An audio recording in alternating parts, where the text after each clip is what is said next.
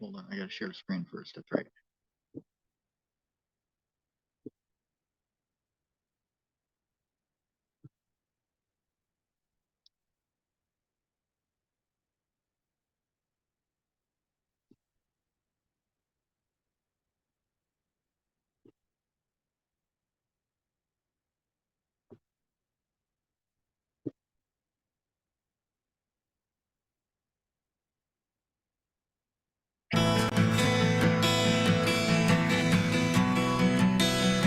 In our Eye on Earth series, we can share a bit of good news in the battle against climate change. Cleaner, renewable sources of energy, such as wind and solar, are generating more power in the U.S. than coal. That's encouraging because burning coal produces planet-warming emissions that make sea levels rise and weather more extreme.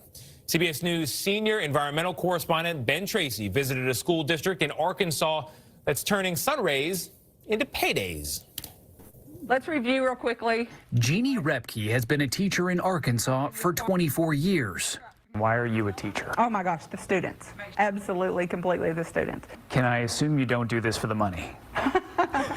If you're in it for the money, it's the wrong profession. You know, it's not the right choice.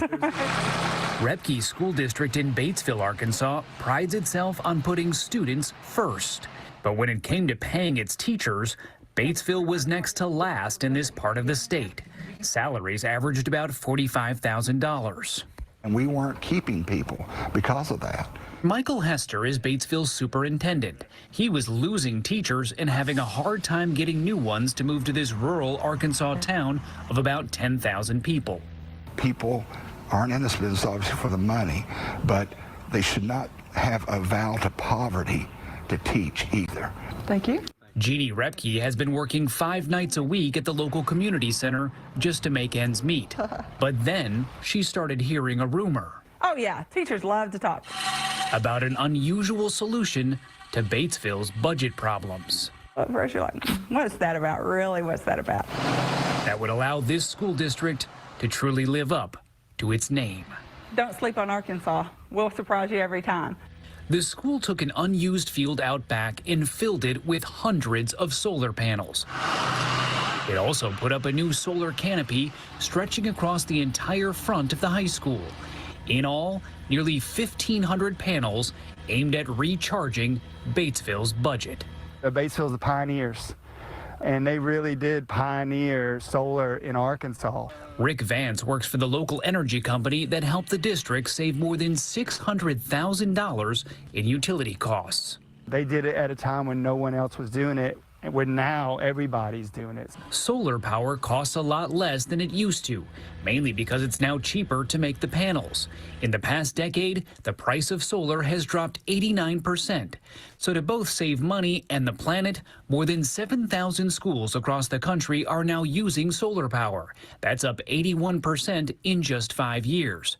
But as far as anyone can tell, Batesville is the only school district that's turned panels into paychecks. Batesville has reduced the checks they write to utilities and increased the checks they write to teachers. With the money it's saved and made by selling electricity back to the grid, Batesville has handed out bonuses 2 years in a row, boosting every teacher's salary by as much as $15,000. The district, once one of the worst, is now the best paying in the county. Are you getting more resumes these days from teachers who want to come work here? Not only are we getting more resumes, we're getting fewer resignations. That's good. Jeannie Repke has seen her pay go up by thousands of dollars, enough to dig out of debt and cut way back on her hours at the community center. Thank you. Did you ever in your life imagine you'd get a raise because of solar panels? No, that would not have been one of the things that I thought. But what a great idea. The sun's going to be shining anyway, so why not cash in on that? And she's grateful her school realizes that putting students first starts with their teachers. It's good to know that they care about us. Feels really, really good. Now, our teacher Jeannie says one of the best parts about not having to work all those hours at her second job is she has more time to help out her students who are learning from home because of COVID. And you know, schools across the country are using their solar panels in different ways. Here in Washington, D.C., this school put their solar installation above their parking lot, Anthony, you get a little solar shade here when you park your car. I like everything about this story, Ben. Thank you very much. More pay for teachers. So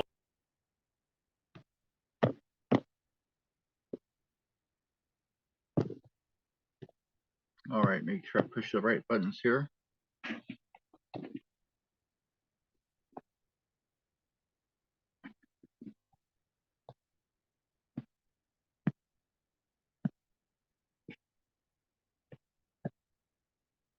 All right, good evening, ladies and gentlemen. My name is Robert Shields. I am the Executive Director and founder of the Alliance for Reason and Knowledge, a workforce development group that is looking to put people to work, healing the planet. I'm joined tonight by Richard Thielman, the chair of the MAC community, and we're here to talk about the Solar Alaska project, part 1, which is about putting solar into the school's budget. So hopefully everybody was able to check out that video, and thank you for joining us tonight.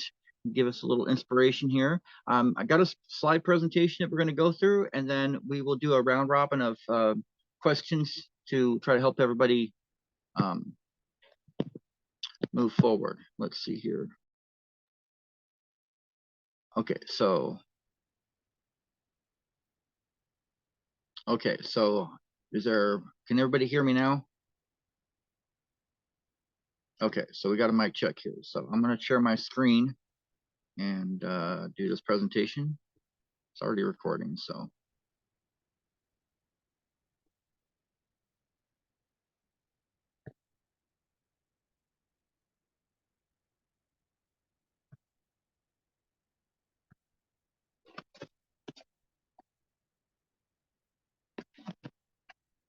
There we go.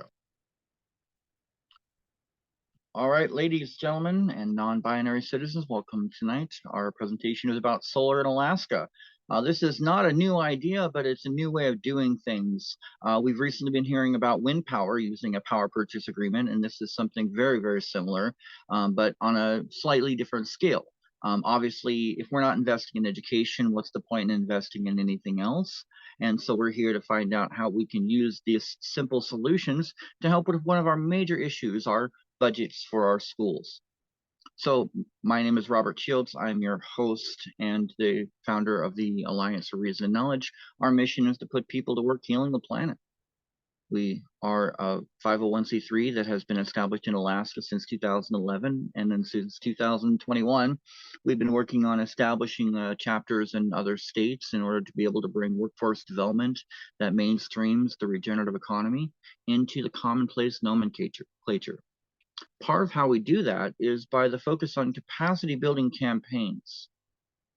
In 2018, I became Alaska's first Eco Districts accredited professional, which is a fancy way of saying that I've learned how to build cities from the ground up intentionally. We build cities like we build cabins, one building and then add on, and it makes sense at the time, but it adds up to huge waste. And in that waste, there's huge opportunities for savings and reinvestment into other things like the people that live in the community. This is what led us to working with the Ecovillage model with the Bridge Ecovillage in Harrisburg, Pennsylvania, and CEO Gary Gilliam, where they focus on nurturing people in the capacities of housing and wraparound services so that the workforce development they experience is able to stick. And then they focus on the most critical areas of the urban areas. And so working with them, we've created a national model for how we might be able to address things like homelessness and food insecurity, as well as building local living economies that allow us to put people to work healing the planet. We've used this to attract private equity investors from around the world and hope to be able to secure those investments into contracts for Alaska and elsewhere in the coming months. This is all culminated in the creation of the Good Jobs for a Green World plan, which is now ARC's primary mission in regarding to helping people, marginalized citizens of all sorts, find the support services they need to use the regenerative economy as a new way forward to rebuild themselves as we rebuild the world in nature's image. This has led us to the different investors who are interested in, and I went to a conference in Vegas in 2018 There are billions of dollars being invested by socially responsible private equity investors that they want to return so they can build more of these things. But they're willing to invest. And in Alaska, these things could go into a lot of the infrastructure that we've been lacking. It's sad to see that in the 21st century, many people in Alaska are too familiar with what a honey bucket is. And that's just poor planning. But we know better and we can do better now.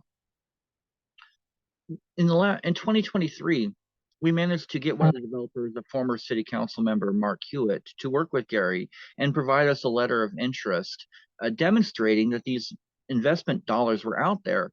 And we used that over the last year to codify support from Golden Valley, from the borough, from the city, and from Representative Ashley Carrick in regards to a new paradigm on planning for the future, utilizing private-public partnerships, mixed-use zoning, net zero commercial buildings, and providing economic value of human capacity, meaning that by taking care of people, we make them productive citizens and we don't have to take care of them as burdens.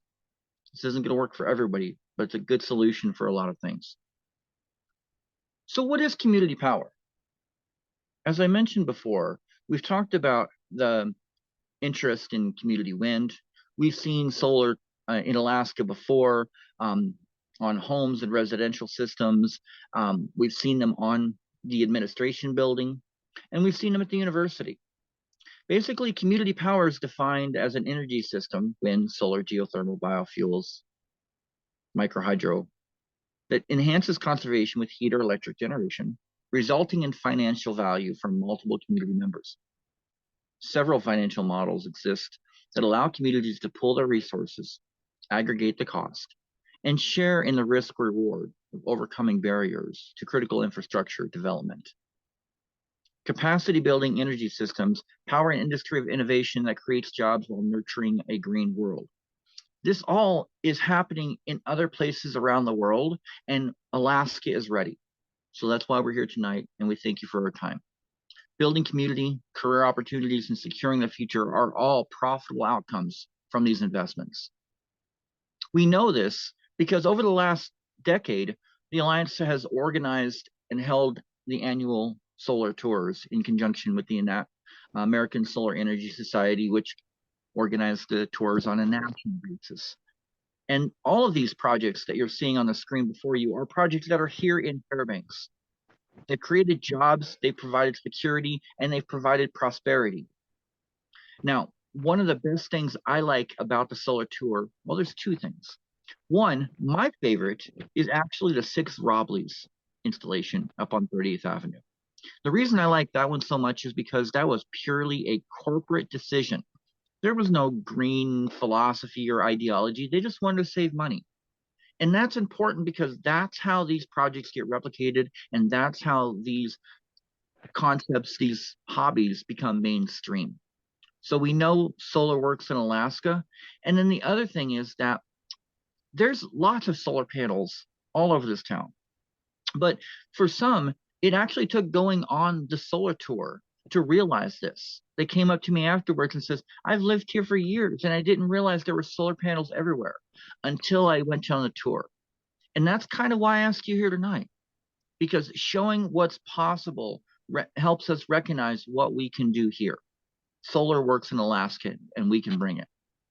We can bring it by stepping up the solutions and attracting the highest quality talent and matching that with investors and developers who provide not only high quality products, but products that provide triple bottom line revenue, social revenue, economic revenue, as well as environmental revenue.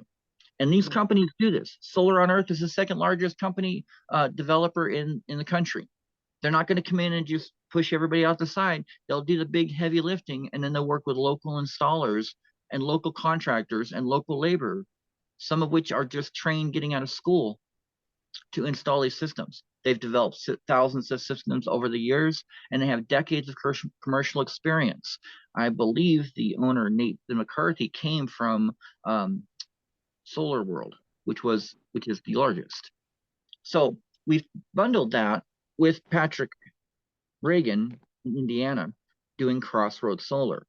We can get solar panels from everywhere, but this one is unique in a couple of ways. One, because they're scalable, they're regional. And one of the impacts of our industrial activities is a concentration of pollution. Regionalizing our manufacturing process does a lot to reducing the amount of pollution, shortening our supply lines, and increasing the labor activity for local economies, all of which are ultimately good for everyone. In addition, Crossroad Solar focuses on workforce development for a very special group of citizens we call convicted citizens, people who've been in jail for one reason or another, and that's creating barriers in a new career path. So beyond installers and electrical engineers, there's architects, there's designers, there's financial modeling, there's a slew of financial opportunities out there, or excuse me, a slew of economic and workforce development opportunities out there, and we are trying to match them up with employers looking for skilled labor. These two create a huge opportunity for how we can move forward, not only solar for our schools, but solar for the rest of the community and the states that's locally manufactured and providing local solutions. So at this moment, I'm going to turn it over to Richard Thielman, and who can discuss with the idea of the PPA and how this could work with Golden Valley. Okay. Let me just move a few things here.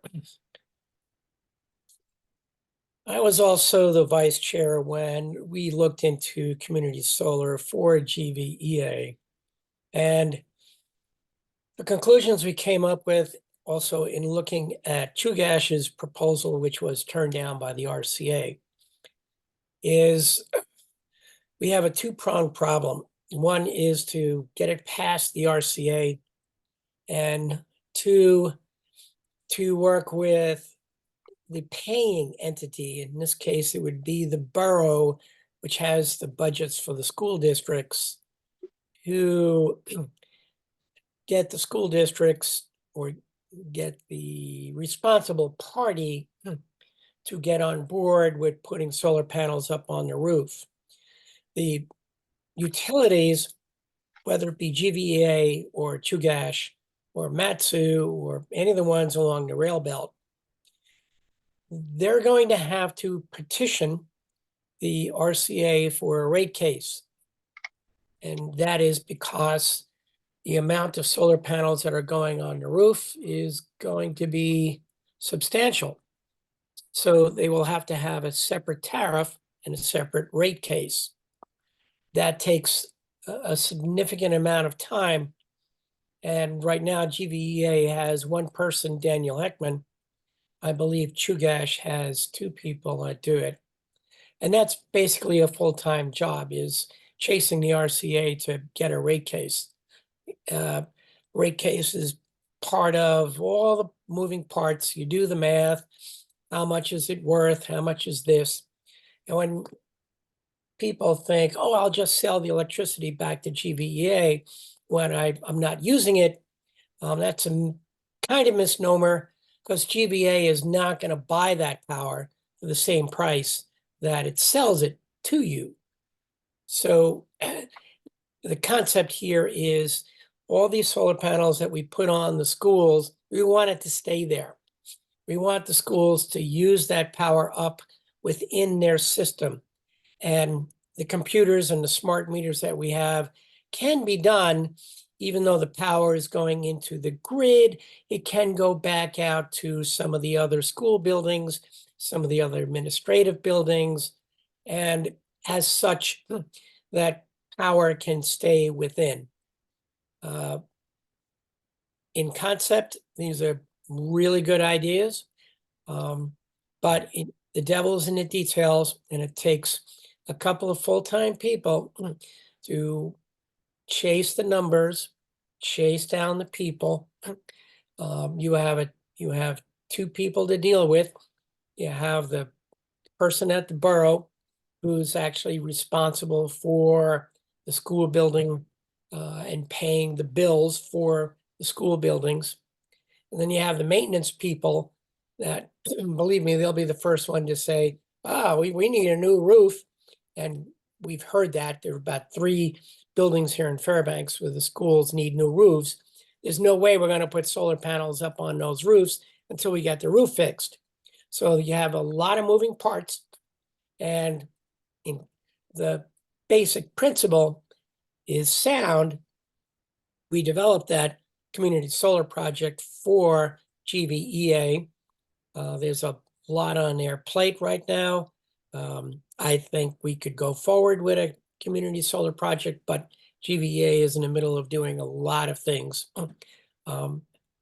This could couple into it very simply, but a community solar project is sound in principle, and the schools can work, especially with the new AMI meters that are smart meters, and that power can be moved around within all the different school buildings.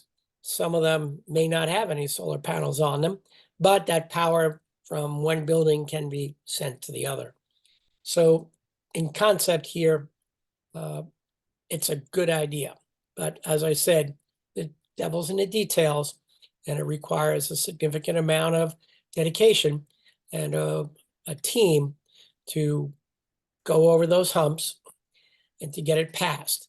Most of the utilities they're on board, but they're not going to take the ball and run. GVEA will do it if somebody comes to them. Matsu will do it. Chugach already proposed a community solar project, which the RCA rejected. They have since gone back. It took them a year.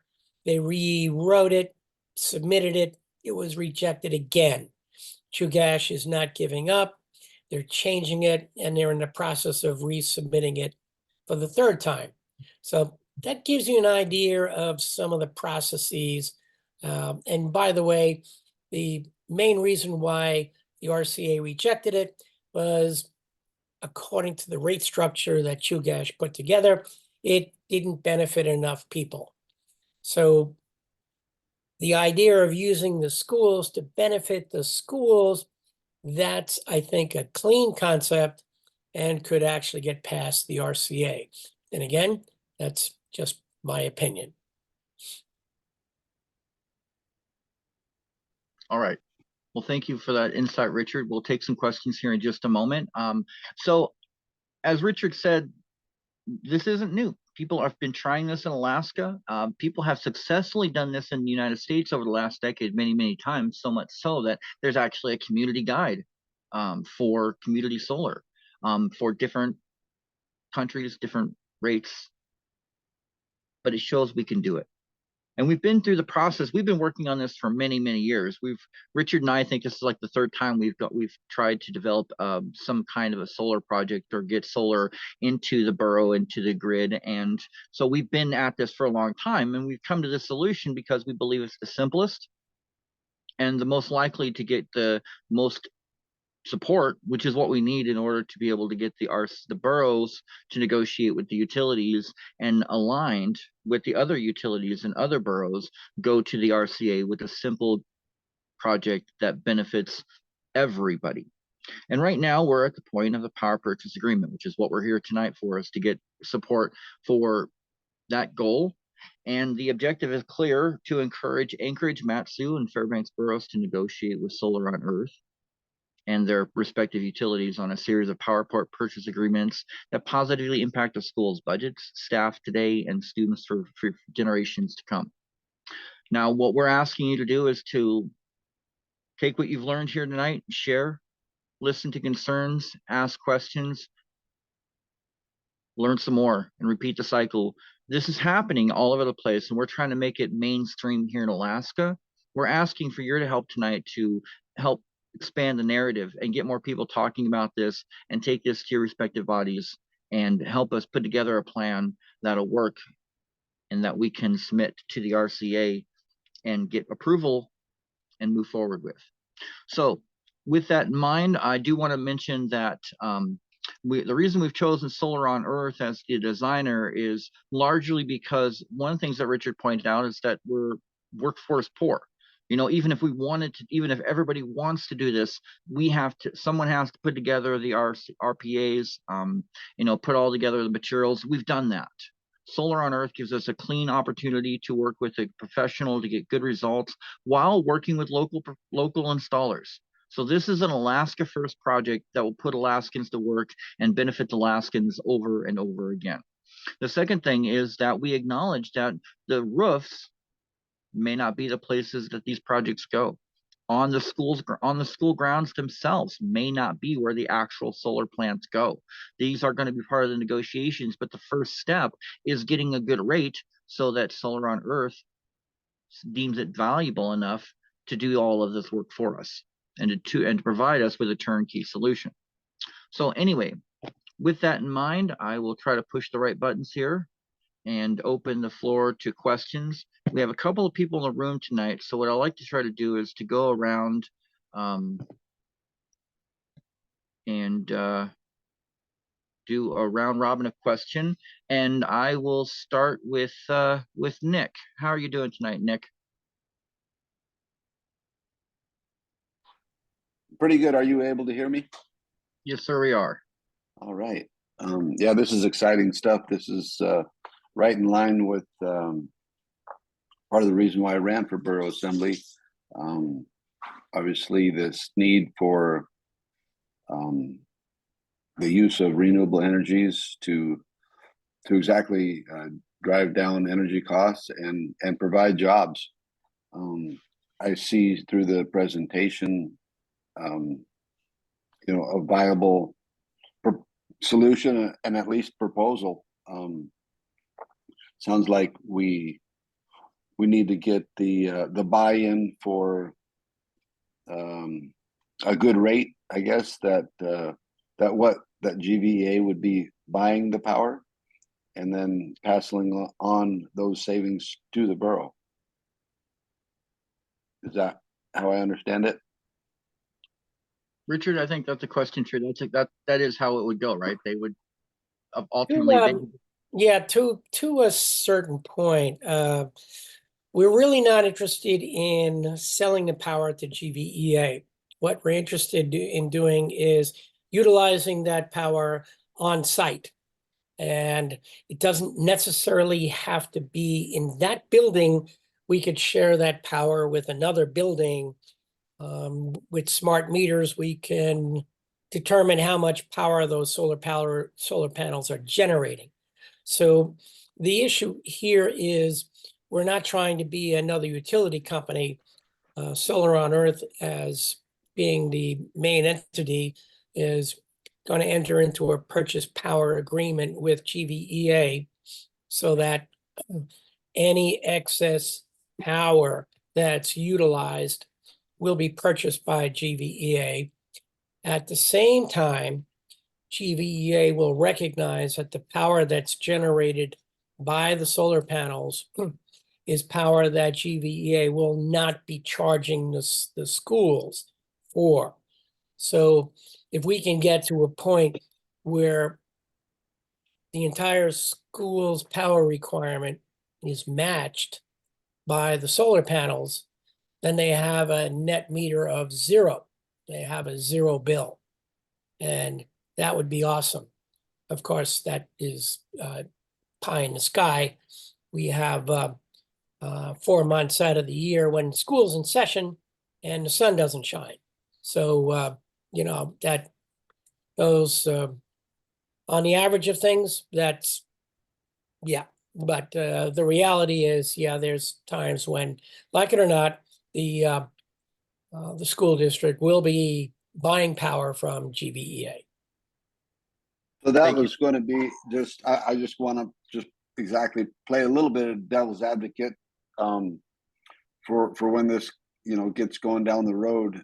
You know, we're faced with a lot of naysayers and things, individuals and factions that, you know, just are opposed just to hear the word no. I don't know why we wouldn't explore these options. It really frustrates me in that regard. So what would we say when we hear, just that. Well, the sun's hardly shining, through most of the school year. What will be our response or rebuttal or supporting evidence in those kinds of replies? And I'd like to maybe further ask, Robert, or since this has been done elsewhere, obviously nowhere in Alaska yet, but around the world at our elevation, I'm sorry, not our latitude, that shares a similar sun pattern with us. Do we have some data? Recently, we put forth, we received a grant that we had to contribute money to for making one of the schools more energy efficient and of that nature. And the assembly as a whole was really excited about this. And they were really excited about the fact that we were going to be able to have a starting point for data, and then after the job was completed, what kind of savings we were going to receive from it. So there is voice in that, and there's power in that if we are able to provide data that shows that our electric bill is going to be zero or diminished. Yeah, the data that we have, that the community solar project at GVEA that I was part of, that we looked into, is basically Norway and Sweden. Perfect. You don't trust anything that's coming out of the Soviet Union or Russia, so forget that. But as far as cities on the latitude of Fairbanks, we're talking Norway and Sweden, and it is interesting. But then again, their school year is different than ours. But because of our weather here, solar panels actually work better in the cold. Believe it or not, April and May are some of the highest producing months. It almost rivals June and July, but it really is that combination of the cold, April and May, and those are prime school times as well. It makes an impact. So thank you for your question, Nick. I want to go over, noticed that we have Mike Music joining us tonight. He's been a big advocate for solar in Fairbanks for quite a while. Good evening, Mike. Welcome. What are your thoughts? Good evening. Well, I've been a proponent probably for the last 10, 12 years to get solar on all borough buildings. That way, of course, we have to realize that schools are in session when the sun doesn't shine a whole lot. I'll grant you the shoulder seasons, so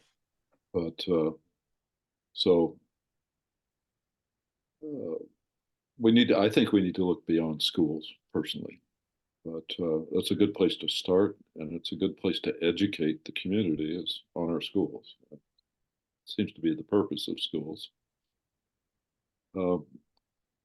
When Ben Loeffler was the borough energy engineer, I asked him to do some calculations to demonstrate one way or another whether it paid to put solar on borough buildings. And he came up with the answer no. But in the last 10 or 12 years, the technology has improved. Probably 100%. I put solar panels on my house 2 years ago, and then this year I put some more panels on. They're roughly the same price per panel, but it went from 300 kilowatts to 300 watts to 450 watts per panel. So that's how fast the technology improves, and the cost has gone down. So I'd love to see those calculations done again for current prices. I think we're getting to the point where solar is a net positive year round. But we need to figure out what to do with the power that's being generated in the summer on schools. And I'm thinking that it could heat the water at Mary Sci or any kind of storage medium. But of course, water is a good storage medium. Also, Mike, if I could jump in here for a second. Let's see, this is 2024, so that's 4, when is 5. So over 5 years ago, when I was advocating for Kansa Solar, I met Ben, and we sat down and worked diligently on the numbers for the school buildings and borough buildings. And at that time, it was a long ROI, return on investment, talking about 12 years out. And so when any kind of money you spend now, it'd be 12 years before you even break even. And that's being very optimistic. Revisiting those numbers just a year and a half ago, that I had to do that on the community solar project for GVEA, the efficiencies in the inverter technology, that has turned out to be the key. Yes, the panels have gotten higher wattage out of the same size panel, but the inverters have changed tremendously. They went from separate components to now composite components and all solid state design.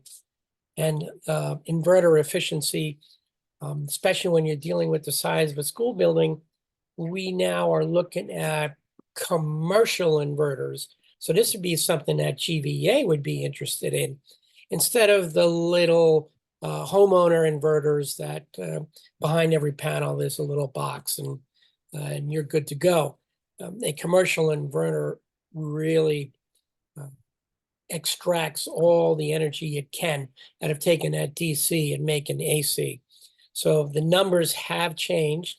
I know Ben is no longer the contact there at the borough, and I don't know who's doing that for the school system. But I do keep in contact with Ben, and every now and then we play some games and we go, well, what are the solar panels doing now? And remember that project we talked about 5 years ago? Well, how's it look now? And just a year and a half ago, we dropped the ROI from 12 to 15 years down to 6 to 8 years. And at 6 years out, before you get a return on investment, now people get interested. At 12 to 15 years out, oh my God, you've had 3, 4 borough assembly changes, people come and go. But at 6 years, now you're interested. So yeah, my numbers have changed, definitely. thank you for making my point. I'd love to see some peer-reviewed numbers on that, and I think Ben would be a perfect guy to do it. He's got, or if we could get access to his spreadsheets.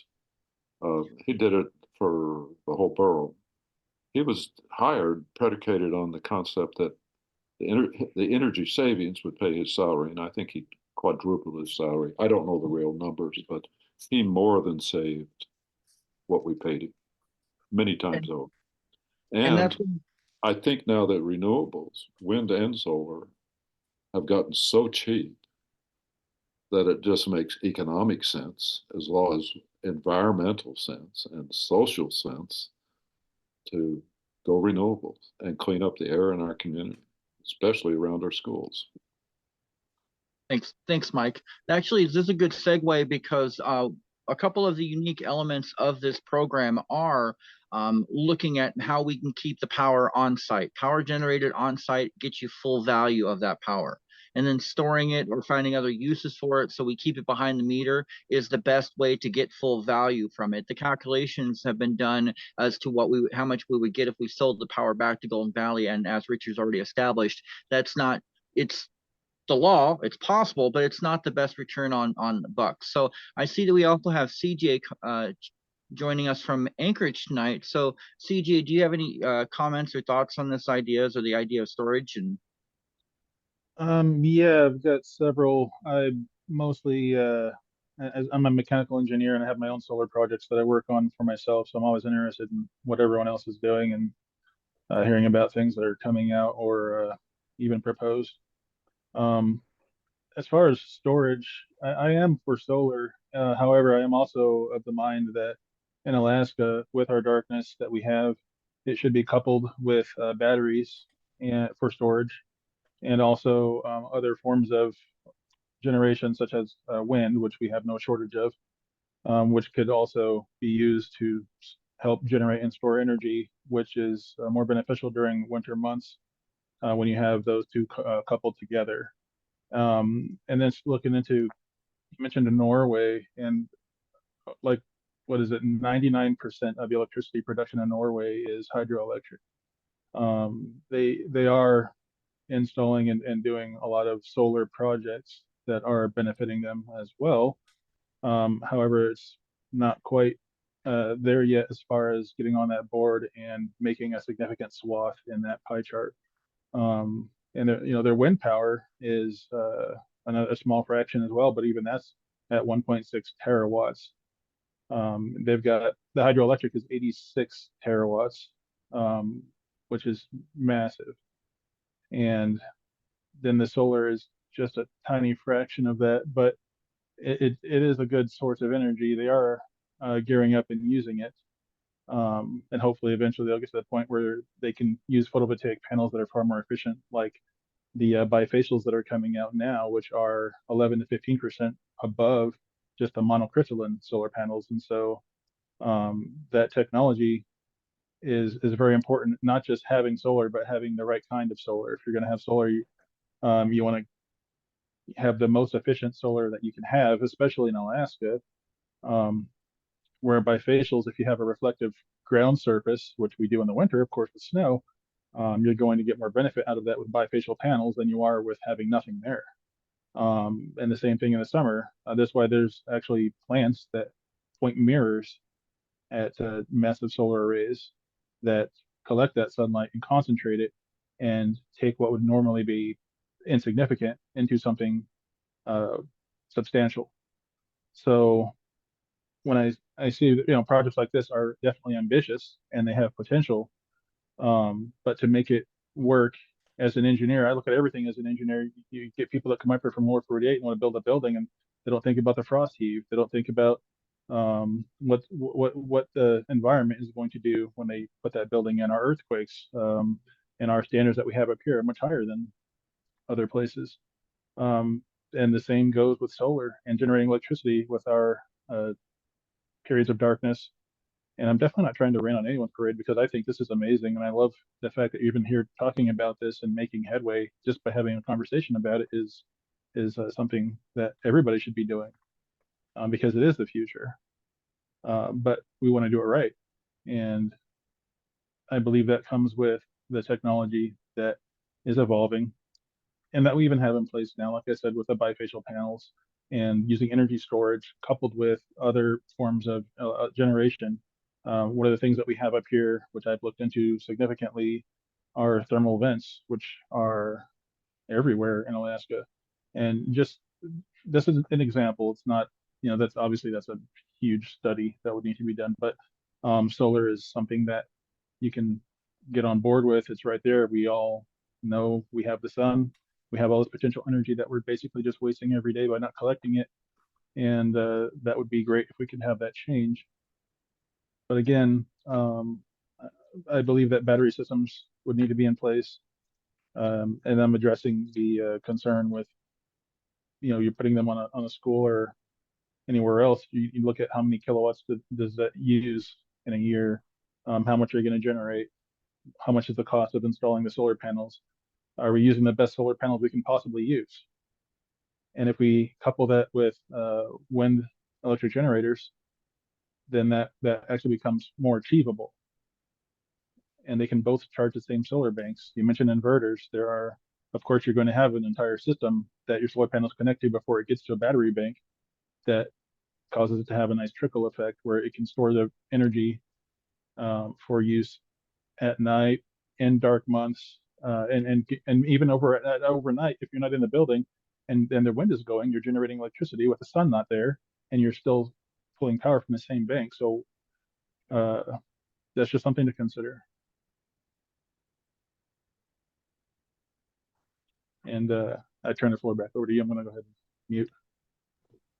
All right. Well, thank you, CJ. I appreciate your insights there. And one of the reasons that we're focusing on the schools, focusing on PV, focusing on bulk purchasing, focusing on as much power on site as possible is because we're looking for a large enough project to bring people together to start other conversations, but also simple enough to get it done. One of the biggest projects that the borough was successful in doing that I think Mike had a big hand in is in changing out all the lighting to LED. Now, in the grand scheme of things, it may make small difference to just change out some light bulbs, but changing out all the light bulbs in every building and every fixture, that can have a big difference. And having such a simple focus actually got it done. If we start thinking about thermal in the first round, if we start thinking about other renewables in the first round, all this is ever going to be is a discussion. And that's probably the part of the problem with doing this data. In the negotiations between the borough of Solar on Earth and the utility, one of those questions that Nathan will have to answer, and he's got the spreadsheets for it to do the calculations quickly and easily enough on what those new numbers are and what a valuable PPA number is going to be. And that number, that one number, drives everything else. And then once we have establishment with the schools, obviously we can go back and revisit the borough building. I think it has a pretty flat south-facing side. So I acknowledge that we have Sandra joining us from the Valley tonight, and she's passing on speaking in this first round. So we'll go to Gracie joining us from North Pole. I know your kids are not in school anymore, but I'm curious to hear what your thoughts are for what we're doing tonight. Well, yeah, I mean, my kids may not be in school, but I will soon enough be having grandkids in the school. That's the crazy part. And I mean, the technology we have is out there, and for the school districts to keep relying on GVEA for the power in Fairbanks, to me, is just ridiculous, especially in all the times when we have different power outages in every area. And being in the Badger area, you know, we've dealt with that a lot. So it's also where it pops in my brain, because I'm going to end up with solar power on the 160 acres I live on for the homestead in time as well. And the school will sit there and keep being dependent on the systems they've dealt with for years. I mean, North Pole High School, it's the same thing it was 30 years ago. The only thing new out there, just don't drink the water. And I told them that was a problem 30 years ago going to school. 30 years ago in our advanced computers classes, they would call us crazy all the time for everything we would come up with. Even when we're like, oh, one of these days in the future, we're going to reround a notebook, a tablet, piece of paper type thing for our computers, and our teachers would laugh at us. Look at us now. You know, here we have them all the time, and they called us crazy for that. 30 years ago, we told them there would become the tipping point in technology where we can do this for solar power. We can create the spots to store it. The tipping point in their ability is now, where you have the technology for them to capture a greater rate. They capture so good in the cold. You can get them where they capture from the moon and everything. And in the future, we can implement where we add wind and this and that if you kind of plan it. But solar is just, it's everywhere. And there's no reason for us to keep spending money, you know, for the school districts, as having grown up there, on this antiquated technology method and to be dependent on their system for it. We have the potential of helping the families with all of this. And the schools and classes and learning of training, you know, for the jobs of people this is going to take is just going to spread out around the community and around the state regardless. That's my point on it. They just need to stop looking at the antiquated technology they're using, putting it on the antiquated buildings, you know. We just got to reach for the stars, like we always said in North Pole Middle School. Okay. And we'll be able to just power it and not be so dependent, and they won't have to worry about their budget so much. And they can keep calling all of us, you know, nerds and geeks crazy, just like they did 30 years ago when they told us we couldn't have these. Thank you for that perspective. Yeah.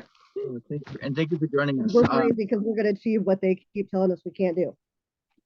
Yeah, and that's the goal for always, is always looking up and moving forward. And one of the things that we found useful in this community planning with these big dollar amounts is to ask the simple question, where do you see your community in 100 years?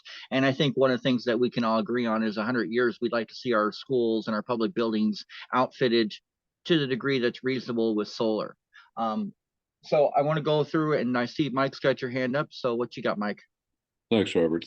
I think Ann Ween will be the rock star of our community, if you will. They're getting the money, and the Borough Assembly voted 9-0 to help supplement a grant for $7.5 million, and they put up $400,000, and $1 million, almost $8 million. I had the numbers wrong there, to do a deep energy retrofit. And I'd love to see that happen on every school we have and get them solar ready. And it's much less stretch to get to net zero if you're not wasting a lot of energy. And these school buildings were not designed to save energy. If you remember back when the university was retrofitting the TCC, is now TVCC, I think, Tanana Valley Community and Technical College. I heard on the radio that they were going to retrofit the building and raise the insulation from about an R value of 2. That's the inside skin and the outside skin and some air films, to 19. And when I was driving along, I got home and called the chancellor and said, "What's this about R19? It has to be at least double that." So they made it an alternative. An alternate 1 was R19, alternate 2 is R40, say. And it was almost the same price. It's just slightly thicker and slightly heavier panels. All the labor is just essentially the same. And so what I would see is a deep energy retrofit on all our schools, all our borough buildings. In fact, every heated and lighted building in the interior. And then you're ready for renewables. And then the fact that everything's going to go electric here not too soon, in the not too distant future, that we need to quit wasting so much. So I think efficiency needs to be tied to renewables and perhaps come first. But if what you're looking for is a demonstration, the school would be Ann Ween. And in fact, they've had solar panels on there. I don't know how well they've done over the years, and you couldn't see them. But so they actually have a record there of solar. I'll quit preaching, but that's my thoughts. No, thank you for those thoughts, Mike, and thank you for your service over the years. As a former assembly member, I feel like you handed the torch off to Nick here, because Nick's now on the assembly and he can follow through with getting some of that stuff done. Not to put you in the spotlight, but that's kind of the point, is that this is a generational challenge and it's a generational task that we're all going to have to do our part in. But with progressive leadership and with solid economic solutions that have been proven other places, which is why we're doing the schools, that we can move forward. And I agree in principle with Mike that conservation should come first. But having been a contractor in the conservation industry, you kind of run up the same problems. Where do you start? Because if you contact a window installation company, they'll sell you a really efficient window, but they won't tell you you don't have any insulation in your walls. You should start there. So what I have seen is that people, even in the most inefficient buildings, people who have put solar panels on or any kind of energy systems, they become watt misers. They want to know where every single little watt goes to, and every little, because it adds up to pennies. And so I've seen more people do, and then conservation becomes a checklist. Do the walls, do the windows, do the attic, do the ceiling, all that kind of stuff.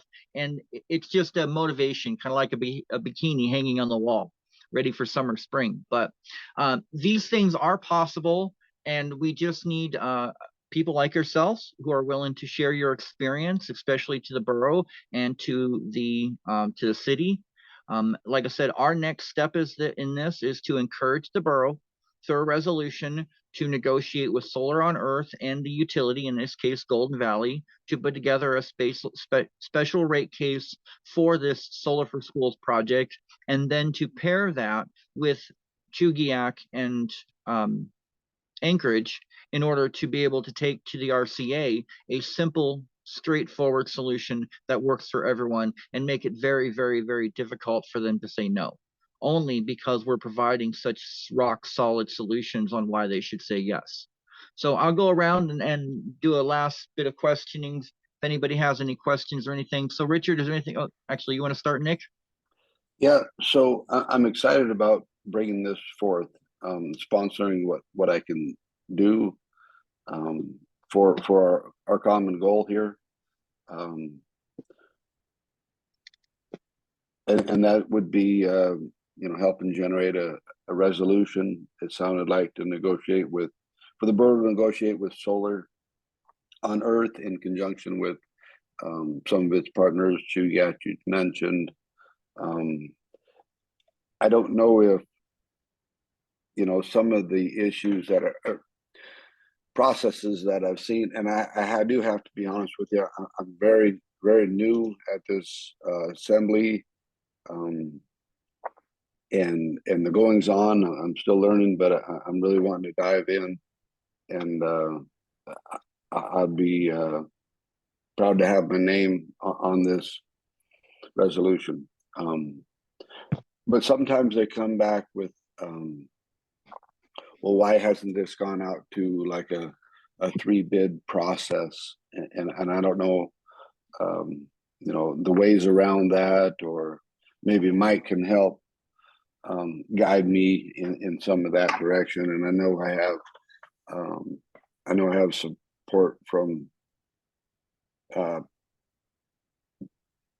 don't want to speak for the assembly, but I know I have support in what we're trying to do here. Well, I don't want to throw a wet blanket on anything here, but I think you will need 3 bids. You might need to respond to an RFP, request for proposals, and you would generate that in-house. Well, that's why we're doing it this way. That's why we're going with Solar on Earth, is because there's no one in-house right now to even write the RFP. There's no one at Golden Valley to be able to develop it. There's no to evaluate it. And so we're doing all of the heavy lifting by bringing in these professionals. That's the role that ARC is playing, and bringing in and getting the different school districts on board, and getting the different boroughs on board, and getting the different utilities on board is one of the ways, again, to create a project that's big enough to bring us all together and simple enough for us to make it happen. What we're really looking at doing here is just a design contract with Solar on Earth to generate those numbers that we want, and they need to be able to show that there's some value in it for them. This is going to be benefiting the local labor markets, and the panels, as we've discussed, they're being specially sourced because we're talking to the company Solar on Earth, or excuse me, the company Crossroad Solar, about possibly franchising in Alaska to manufacture solar panels here. That would help us, again, bring down the cost and make it more available for everyone. But that's the reason that we're kind of taking the lead on this, is to help the borough navigate some of those trickier waters. We'll find out how well it works. Mike? Yeah, I just don't think they'll agree to a sole source contract. The borough attorneys won't let anything happen that doesn't suit their sensibilities. We've been really discouraged over the years trying to do anything that was progressive because of the attorneys. So I think you'll have to deal with Public Works, and the Public Works will end up having to generate an RFP, and you'll have several solar companies responding. You have to have the best package. That's how I see it. So that's if I may interject here a little bit, and like I had mentioned earlier, and Mike confirmed, the 3 bid process, and then in turn, what's it going to cost the borough? That's the other faction. So if Mike, maybe you know, I mean, if money was not an option or an issue, would that help push things through? Yes. Well, money's always the object. Now, if it's a power purchase agreement and it costs them less than what they're paying now, they'll pay more attention. But they're still going to want to hear from sole source is just tough. It's tough. That's almost breaking one of the 10 commandments of that's why I brought it up. Responsible spending, right? Yeah. Now, Richard or Robert, you may have had different experiences, but that's the way I see the borough operating. And the borough maintains the schools. It's not really the school district. That's part of what makes this work, is because the borough is actually paying the bills, and they're paying those bills 365. The schools are just an asset. So we can balance out the power loads to leverage those assets to get the most dollar per watt. And we'll address the challenges as they come up. But as the key point, we've taken the big first initial steps in getting together a team to have these conversations, to work through these challenges. And this is part of why we're doing our Regenerative Planet Summits, why we do the Tour of Future Cities, is to help bring up information to help show people how this is being done in other places and how we can do it here. Obviously, if it was easy, we would have done it already. But the technologies change, the times change, and as Gracie pointed out, now's the time to be bold. So that's why we're moving forward with this. We are at the top of the hour, so anybody raise their hands if you have any last minute questions, thoughts that you'd like to share? Going once, going twice. All right, Richard, I want to thank you very much for taking the time from your busy schedule, and thank your wife for allowing you the opportunity to speak with us this evening. And then I want to thank everybody else for taking the time to join us. This video will be made available for folks to share and hopefully continue the conversation. As I mentioned before, we are looking to get a working resolution with the borough and in conjunction with Solar on Earth and the utilities. So we'll see how all that stuff plays out. And I thank you for joining us tonight, and thank you for all your time and energy. Have a beautiful evening. We will see you in the next sunrise. May the sun be with you.